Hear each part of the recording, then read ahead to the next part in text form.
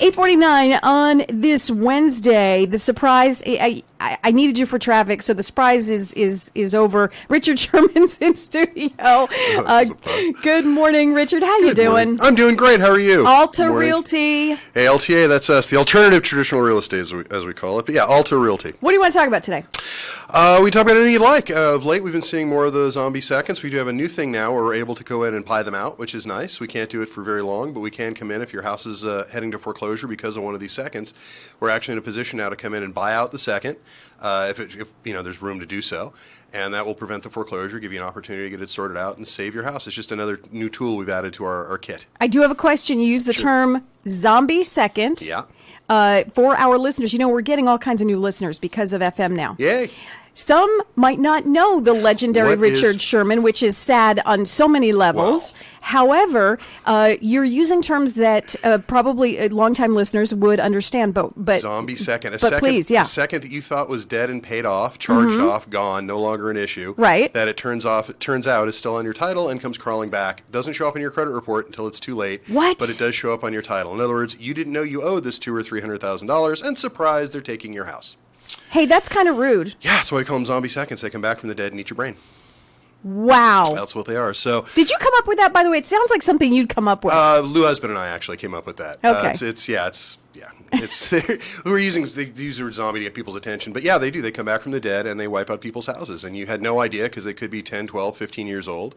And you think you have equity in your house, and surprise, you don't. Unbelievable. First, I want to tell our listeners, if you don't know Richard Sherman and you have any kind of mortgage issues, there couldn't be a more fun guy to deal with horrible mortgage issues than Richard Sherman. And I'm not kidding around. When you get into a pickle with the mortgage and you feel that there's no way out, what am I going to do? And you're sobbing.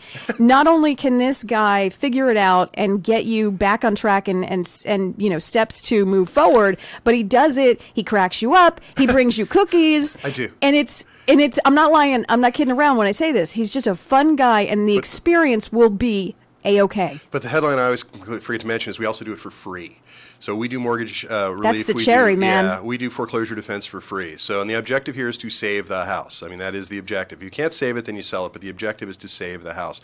And we're pretty good at that. We've saved all sorts of houses all over Santa Clarita. I think we're up over 1,000 now, if I'd have to count. But I'm pretty sure in the valley we're over 1,000 now. Tell me a story, Richard, about a place where you thought, well, maybe not you, but the homeowners thought this is not salvageable. We can't do it, and you came to the rescue. Sure. Tell me one of those. I'll give you one from this morning. We had a situation where, first of all, you need to know the banks have become a lot more aggressive in the last 18 months. Draw your own correlation, but the banks have gotten much, much more aggressive of late, and much less likely to deal with homeowners. They're much more about foreclosures lately than they are workout plans. But we had one recently where a very nice person, she's a nurse, husband works in trucking, if I'm not mistaken, and they had one of these seconds that came back from the dead. They got a charge-off letter about 10 years ago, so they thought it was gone. It came back, and now, surprised, they have no equity, and they're being foreclosed on, and they had no idea. And if you don't make a payment for 10 years, that number is going to balloon up like crazy. So their $60,000 second is now a $220,000 second, and they didn't know they had it. So it was a bit of a shock, to put it mildly. Wait a second. That am I wrong with the numbers here? I'm not good with numbers, but that sounds like a triple of what you thought you owed. 8% interest, you don't make a payment for 10, 12 years, it's going to get out of control pretty quickly. The problem with them is that they, with a lot of people, that's why we call them zombie seconds, they didn't know they had this. They thought they got a letter in the mail 12 years ago. They even had the letter. Most people don't keep them, but these guys even kept the letter. And it says your loan has been charged off. No further payments are required. And what that means is the bank is taking the charge off, taking the tax break on it. It doesn't mean you don't owe that money. Charge off does not mean to you and I what it means to the bank. Now, you don't see it on your credit report, so you think job done, one less thing to worry about. And then you go to do something else. In their case, they got a letter in the mail saying, hey, you owe us all this money and we're foreclosing on your house. Find a way to click your heels together and produce $220,000 or we're taking your house 90 days from now. And that's when I got involved. So we got the second to behave themselves a little bit better. Okay, let's wait. So they call Richard Sherman at Alta Realty. Mm-hmm. You put on your Superman cape. My cape, yeah. You go and you meet with these people who probably were devastated, thinking this is it. Like we had no idea, and now we're losing everything. They thought they were going to lose their house in 25 years. Yeah. They thought there was no way out. They had to lose. They talked to a couple of different attorneys and a bunch of different realtors and all these people, and all of them told them you have no choice. Either come up with the money or you lose your house, and that is simply not the case. There are more options. It really comes down to presenting a case to the bank that makes sense to the bank, which is sort of like making sense to a serial killer to some degree, but you have to kind of speak their language. Where people tend to go wrong with this is they go to the bank, sort of belly up and saying, look, I need to save my house, as if the bank cares what you need. Because I'm here to tell you, they don't care. Regardless of their advertising, they don't. They care about dollars and cents. Mm-hmm. Being mad at a bank for acting scummy about money is like being mad at a shark for swimming. It's what they do. Banks exist to maximize profit for their shareholders. And if they have to roll over you to do it, they'll do it without a second thought. In this particular case, what makes this particularly egregious is this is a debt that should have died.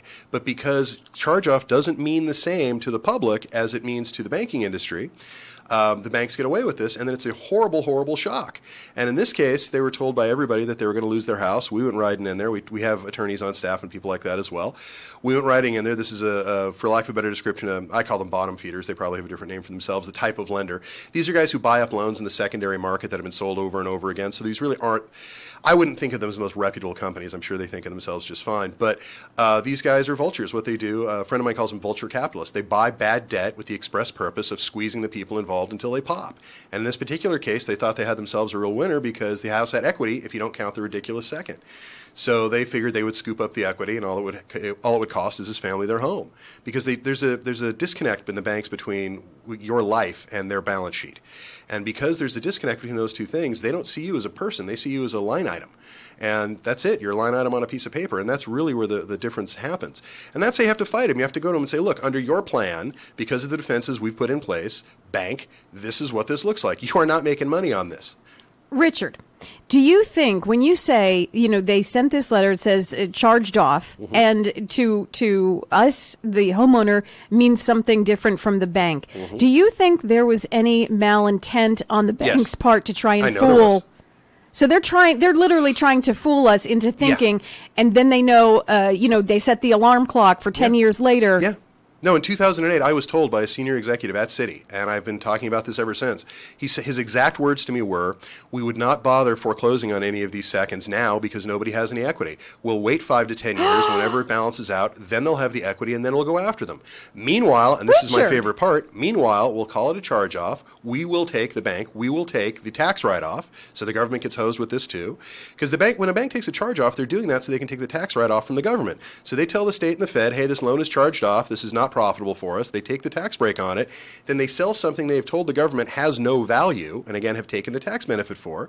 They then sell it in the secondary market for value, and then your note, which you thought was gone, and if you call, in this case, Citibank, and say what's gone with my note, they'll tell you it's charged off. What has happened is it's been sold down the river to somebody else, and then at some point, some bank is going to call you up and say, we now own this note. You owe us all this money. Give us your money or else. It's the same as holding up a stage. It's the same thing. Richard, in the minute that we have left, now I want you to tell me the good news. What happened to this family? We put defenses in place. We explained to the second that this is not going to be quite as easy for them as they thought, that this is not going to be as profitable for them as they thought. We made it very expensive for them to try to go after this family. And again, it's just about dollars and cents. When they realized, and it took some doing, but when they realized that this is going to become a much, much more expensive undertaking than they had thought, this is not the profitable undertaking they had thought. These people are going to fight for their home and have the knowledge and the ability to do it now because they came to us. We made it much more expensive. So the second decided that our plan was a better one and that getting some money was still better than getting no money. And that was really the position we were able to put them in. They could get something or they could get nothing. Clearly, Richard Szerman will fight for you. There's no doubt about it.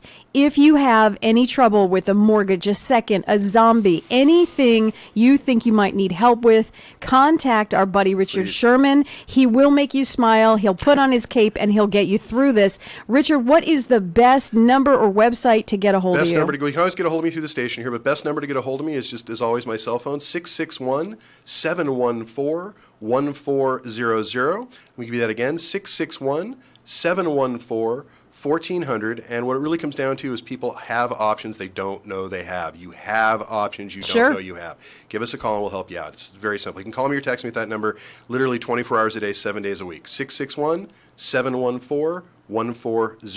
Your Superman cape is a little wrinkled on that side. You might want to just iron that. I'll brush it up. Richard Szerman, always a pleasure having you here. Thanks. Always a pleasure. Your